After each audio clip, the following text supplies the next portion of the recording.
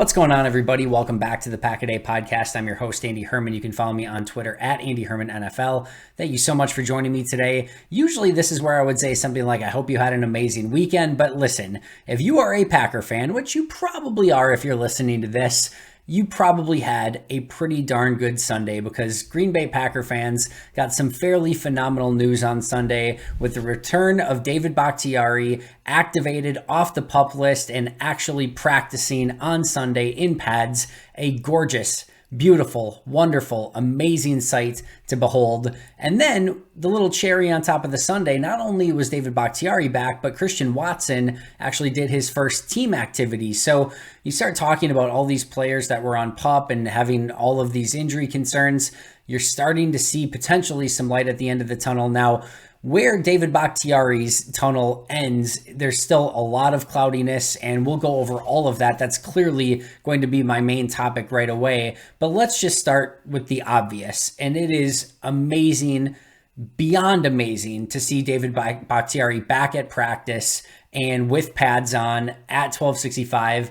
It's something that, it was just so devastating to watch this ultra talented, arguably best tackle in football. I know Trent Williams exists and he certainly has every right to that claim as well, but Bakhtiari clearly right there, and just have this devastating set of injuries and multiple surgeries, and just have to watch him go through and watch this team compete in an NFC championship game that he can't play in, have a full season and another playoff run that he can't participate in, and then come into training camp and not be able to be active at the start of training camp. And it, as much as it was a nightmare for Packer fans, it was so much more of a nightmare for David Bakhtiari. And if you haven't had a chance to listen to his comments from after practice, go and listen and just, really marinate on how much this player cares about the sport of football, cares about this team, and has done everything in his power to get back to where he is today. It sounds like there was a comment that he's in a great spot mentally from Matt LaFleur, and that, they're just going to take it a day at a time per usual. But seeing him back at practice not only was great for fans, not only was it great for Bakhtiari, but you could tell this was an energizing moment for his teammates as well. He broke down the huddle at the end of practice. There was a little bit more goofing around in that offensive line drills. You just love to see David Bakhtiari back out there, and his presence, I can tell you, is it's noticeable, and I can tell you as well that it matters to his teammates, especially his offensive linemen. He's just such an integral part of just coaching those guys up and being out there with the guys, and to have that back is incredible. Now, what that means moving forward for David Bakhtiari, the only thing that we know for sure is that he's back practicing, and this is the first step. I know that some people immediately jump to the conclusion of, okay, they took him off the PUP list, so that means clearly he's going to play in the first 4 weeks of the season, because otherwise, if they weren't sure about that, they would keep him on the PUP list so that he can stay on the PUP list going into the season. They can let things play out, and then at that point, they can bring him back whenever he's ready. So the idea would be, since they're taking him off the PUP list now, he clearly is going to play in the first 4 weeks. And while I think that's maybe likely to probable, with David Bakhtiari, I would not guarantee any such thing. And I'm not trying to be a wet blanket here. I'm just trying to go through this logically, right? At some point, when you have a player who was out since the NFC Championship game 2 years ago against the Buck, or in the playoffs 2 years ago, and then missed all of last season, then came back and has still had some issues sort of getting back to full health. At some point, you just need to get that player out in the practice field and see what happens. And I think that's clearly where they're at with David Bakhtiari. I don't think they have an idea of when he's going to be able to play. I don't think David Bakhtiari does. I don't think anyone's even reached that point yet. This is simply and clearly the first step in the process of David Bakhtiari returning. Now we'll see, can he stack days back to back? Is he back out at practice on Monday, or do they give him some rest just to see how his body responds to that first day of individual drills? Now, what's the ramp up period here? And clearly he is going to have to be very in tune with his body, and the Packers and the medical staff are going to have to be very in tune with how Bakhtiari's body is responding. But until he gets back to individual periods and doing those every day, and then into team periods and doing those every day, and then into potentially, seeing if he can actually play in a game. I wouldn't put, and Matt LaFleur said this all along, like I wouldn't put a timeline on anything. I don't think there's any guarantee that he plays in the first 4 weeks. I don't think there's any guarantee, of how his body's going to respond to this new work as in individual drills and then eventually in team drills. So this is going to be very, very much a day at a time thing. And again, I want to be extremely positive of this. This is a huge deal that after this entire ordeal, he is finally off the PUP list, practicing with his team, and this is the first step in him making his way back to being on the active roster and helping his teammates on Sunday, manning that left tackle position and being one of the best players in all of the NFL. That's what David Bakhtiari is. So a huge day. Like I said, it's phenomenal to see him back, and his energy and his intensity and his attention to detail and his coaching as a veteran on this team, a captain-esque player on this team. It is huge to see him back out there. So there's no two ways about it. This was a massive turn of events for the Packers and getting him back out there. But I do want to just set realistic expectations of maybe he's back week 1 or 2. Maybe it's 4 or 5. But I wouldn't say just because of the PUP rules. I don't think that played any factor in them activating him off of the PUP. I think they're clearly well aware of the rules. But at some point, your all-pro left tackle just needs to get back at practice, and you need to take it one day at a time to see how his body responds. I think that's very much where we're at right now. So we'll see if he's back at practice on Monday. We'll see if he eventually gets into team activities. Clearly he will at some point, but like what point that happens. We're still not seeing Elton Jenkins doing some of the team activities. We're still not seeing Robert Tonyan do some of the team activities. So just because they're back in, practicing doesn't mean that they're full bore, ready to go. And, if there was a game tomorrow, he could play, right? Now, if the Super Bowl was tomorrow, maybe you're starting to see, Robert Tonyan and David Bakhtiari and some of these guys try to ramp up a little bit quicker, Elton Jenkins, etc., right?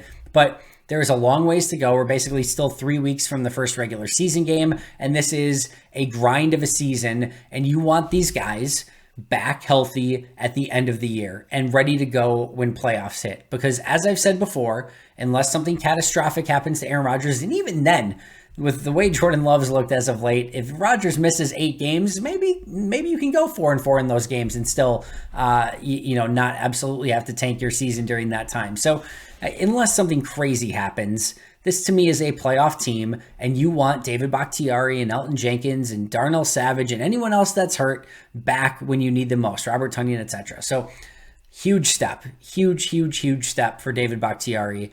A beautiful day at 1265, seeing number 69 back at practice. And I don't want to be a wet blanket on anything. This is a huge deal, and it should be celebrated. And we'll see how, exactly what the next steps are for Bakhtiari, but beautiful to see him back there practicing. And like I mentioned, the other the cherry on the top of everything is Christian Watson actually doing team drills. So we're starting to see this team, knock on wood, everything else, every superstition that you have, help me out here, but starting to get back healthier, right?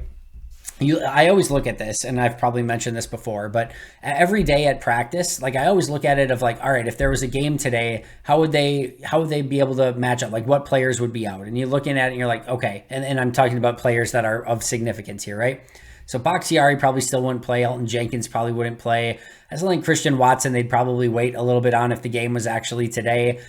Darnell Savage wouldn't play. Mason Crosby wouldn't play based on their current injury status. So, those are your guys, right? Bakhtiari, Jenkins, Darnell Savage, Mason Crosby, and then some of the guys, Christian Watson, etc. So, those are some of the guys. And I think ultimately you feel pretty good of where you could get with that group and, for the first part of the season. Now clearly if you can start getting Tonyan back, if you can start getting Elton Jenkins and David Bakhtiari and Darnell Savage and some of these guys, now you're clicking on all cylinders. Mason Crosby is a huge piece of that as well. But overall, if you look at it just a couple weeks ago where they got 15 guys not practicing, you're now looking at just Vernon Scott, Dallin Levitt, Tariq Carpenter, Darnell Savage, Akil Byers, Mason Crosby, and Kylan Hill. So only 7 players that did not practice. And there was 4 more in the teams, in team drills that didn't play. David Bakhtiari, Elton Jenkins, Innis Gaines, and Tonyan. So still 11 players missing from the team drills at the end, but only 7 that are not practicing in some capacity. And some of those guys, not the biggest deal in the world, right? again, not to crap on anyone there, but like you can survive a lot of games without Vernon Scott, Dallin Levitt, Tariq Carpenter, Akil Byers, and Kylan Hill, right? And I like a lot of those guys. I really do. But like those aren't the guys that are going to ultimately get you wins or losses at the end of the day. Darnell Savage, Mason Crosby, Robert Tonyan, Elton Jenkins, David Bakhtiari, yeah, those five, those guys are going to matter, and you're going to want those guys back healthy. But again, the goal is to be healthy towards the end of the season. So great to see Christian Watson back in team drills. He caught a couple of passes right away, so you love to see that as well. He's going to bring some energy and some juice to that wide receiver room and just some pure unadulterated speed and run after the catch ability, something that I think this offense has been sorely lacking without Watson on the field. So we'll see if that opens up some more of the offense with a player of his dynamic skill set out there. Speaking of Vernon Scott, Matt LaFleur mentioned that they are, quote unquote, getting opinions on Vernon Scott, which is never a great thing because usually that means that it was probably some form of bad news and they want to try to get a few more opinions to see if maybe they can get a little bit better news. And hopefully that's not the case. Hopefully it's just all right, do we do a quick cleanup on something or do we wait till the end of the year and just see if it heals on its own? That's probably some form of the conversation, but hopefully he can get back sooner rather than later. Really feel for Vernon Scott because this is a player who, again, redshirted all last season, who didn't play at all, who they felt enough confidence in to keep around and not subject him to waivers so he could stay on the team. Gets in, Darnell Savage gets hurt. He gets the de facto number 2 safety spot next to Adrian Amos. Has had a good camp. There hasn't been anything like epic about it. He's had a couple big plays here and there, but like very few mistakes. In fact, the play where he hurt himself on, I think it was like the first egregious play that I can remember Scott having where he missed the tackle on the play. But overall, he's having a really nice camp, and you just want to see him get back and hopefully be able to help this team. So hopefully he can get back sooner rather than later, but he is, again, quote unquote, getting opinions on his shoulder at this time. One player who did return to practice was Innis Gaines. As I mentioned, he's not doing team drills, but he did return to individual drills. With the way this team is currently at safety, if Gaines could get back in time to play in that game on Thursday, that would be massive for his chances of making the team. With how slim this team is at safety, they could really use him back, even if it's just in that game. But Gaines will have the opportunity to go out and show if he's able to, get one of those roster spots, especially with all the injuries at safety. All right, so a couple other news and notes here. There were a couple transactions. Chauncey Manac and Ty Clary were let go. Green Bay will have to get 3 more players off of their roster by Tuesday's deadline, and they could have to make some additional moves because, as we just mentioned, the safety position is a little bit obliterated right now, so they could have to add potentially another safety to that group prior to Thursday's game just so they have enough people to suit up. So that will be worth monitoring as well, but as of right now, they need to release 3 additional players after releasing Manac and Ty Clary on Sunday. All right, I was not at practice on Sunday, but a couple notes that were out there. Probably the biggest one was that Eric Stokes had a big day, multiple pass breakups, and was very, very active on the final 2-minute drill of the day. I think it was like 3 different plays where he was able to get involved in and sort of causing completions. Eric Stokes is an interesting player. I don't fully believe that Stokes is fully invested in practice the way that he is in games. And I think we saw that last year. And listen, he's somebody that's constantly improving his craft. So I don't mean to say this as a detriment of like he's not practicing the way he should. It's just I think when games come, that fire just ignites in Eric Stokes. And that's when he really starts to play at higher level. Because if you remember, training camp last year was a big struggle at times. Now, for the most part, if you're having to man up Devontae Adams on a lot of days, I don't care what corner you are, you're going to have some bad days, right? But he had some bad days at training camp, came into the regular season as a rookie and played really well for a rookie cornerback in his first year in the NFL. And I think it's going to be the same. I think he started sort of slow, but I think in some of these competitive activities, we've seen him gear up a little bit more. And I think once the regular season hits, he is going to be more than fine opposite Jair Alexander. So great to see him have a big day, though, because I think he probably could have used that a little bit. Just again, he's not going to ever lack for confidence, but just to get the good mojo going and again, hopefully things trending in the right direction for him as he kicks off the season. But I have zero concern in Eric Stokes. He's going to be just fine, but love seeing him have a big day after having a mostly nondescript and quiet camp up until that point. As far as the starting offensive line goes, stop me if you've heard this before, very similar offensive line. Yosh Nijman, John Runyon Jr., Josh Myers, Jake Hansen, and Royce Newman. And now the question becomes, all right, what do you want that offensive line to be if now David Bakhtiari and Elton Jenkins are ready to go. And again, whether that's week 1, week 4, week 8, who knows? But if that starts being the case, I think there's a couple different ways they can go. And I do think they've tipped their hand in some capacity, and that Jenkins immediately came back at right tackle. And they've also mentioned that Yash has not taken to right tackle well, that they want to keep him at left tackle. So if everyone's healthy, and even with the John Runyan Jr. situation last week where they benched him for a little bit and put Zach Tom at left guard, I think that was an opportunity to see Tom at left guard to think of all right, do we need to move maybe John Runyan Jr. back to right guard? I think they're going to try just about everything, but I would be willing to bet clearly Josh Myers is going to be the center. I think David Bakhtiari at left tackle, Elton Jenkins at right tackle. I think they just keep John Runyan Jr. at left guard rather than trying to make a bunch of crazy moves. And then I think right guard becomes where you start figuring out who you want to play at that spot. And I think then it would become Jake Hansen, Royce Newman, and Zach Tom that would be heavily involved in the conversation of who would start at that right guard position. So I would lean Zach Tom just based on how he's played so far. If it were me, I lean towards David Bakhtiari at left tackle. Again, this is assuming everyone's healthy. David Bakhtiari at left tackle, Zach Tom at left guard, Josh Myers at center, John Runyan Jr. at right guard, and then Elton Jenkins at right tackle. I don't have a huge issue if I know, again, I was talking with Justice about this and a couple other people. I don't mind if they want to go Bakhtiari and then Elton Jenkins or John Runyan Jr. at left guard, but probably, either one, Jenkins and Runyan at the guards, Myers at center, and then Zach Tom at right tackle.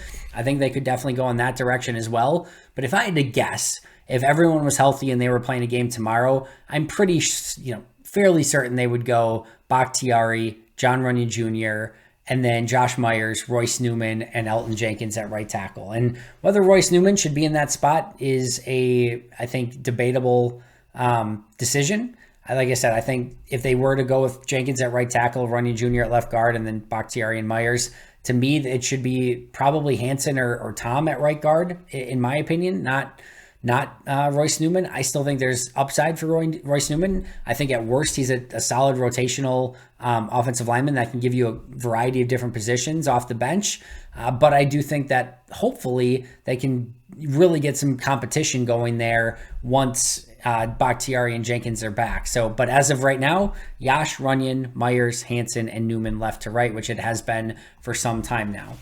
One other player who had a bit of a standout day and who has really been impressive since he got to Green Bay has been kicker Ramiz Ahmed.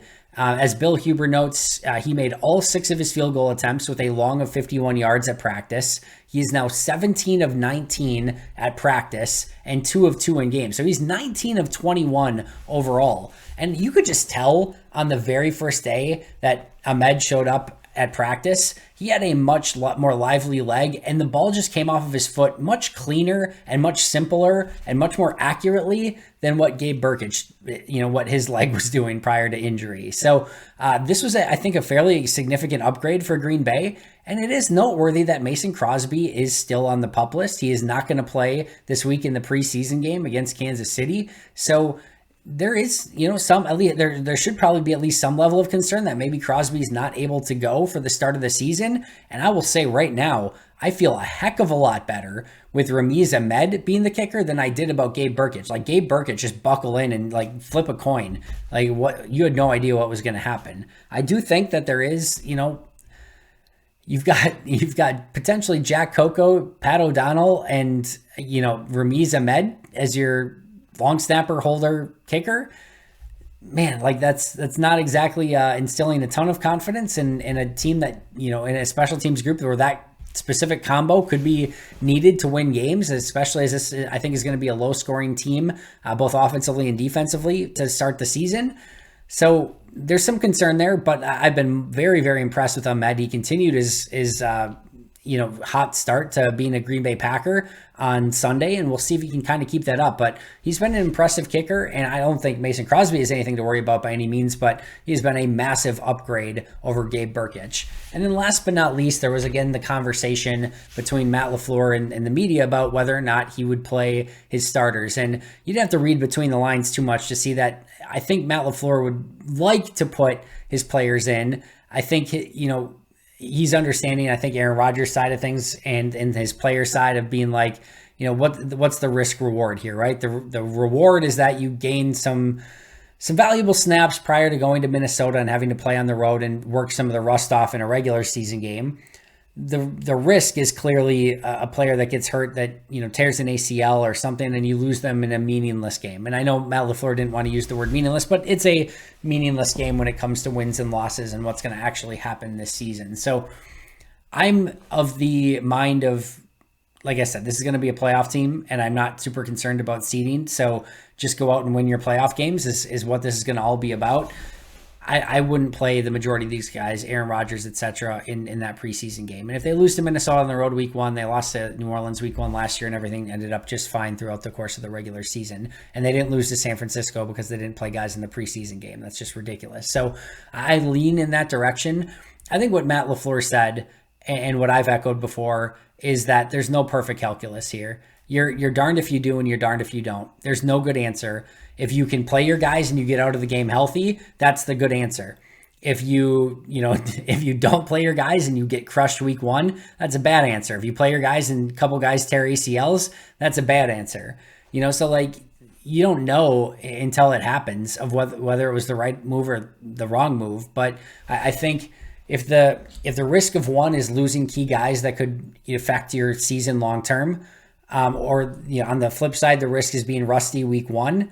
I think being rusty week 1 is the better alternative than to potentially lose guys in a game that does not matter. So that's where I come out on it. I think that's where Green Bay is going to come out on it as well. I wouldn't expect to see too many players. He did mention that all players will dress prior to the Thursday game and go through warm-up. So it's not just going to be a day off for anyone. Everyone's going to be traveling that's healthy. And again, everyone will go through warm-ups and dress. But I would be, at this point, expecting that maybe we're not going to see starters. And if we even do, I don't think it's going to be for too long, maybe a quarter. I know Rodgers has been very adamant that he doesn't want to just play like 3 plays. He wants that, if he's going to play, he wants to go out there and maybe play a quarter, 2 quarters. But I don't know. I just don't see it going in that direction on the road in Kansas City. Like, I just think there's more bad that can come out of it than good. And I think Matt LaFleur is probably going to lean in that direction as well. That is going to do it for me today. David Bakhtiari back at practice, still buzzing about that. I know Packer fans have been as well. It's amazing to see him out there, and looking forward to seeing him back at practice this week. I'm not going to be at practice on Monday. I should be there on Tuesday, and be looking forward to seeing the big giraffe out there blocking people and doing what he does best. So amazing news for Green Bay and 1265 and Packer fans everywhere. And I think that's going to end it for today. I will be right back here tomorrow with an all-new episode, so make sure to subscribe if you haven't already. But until next time, and as always, go Pack Go.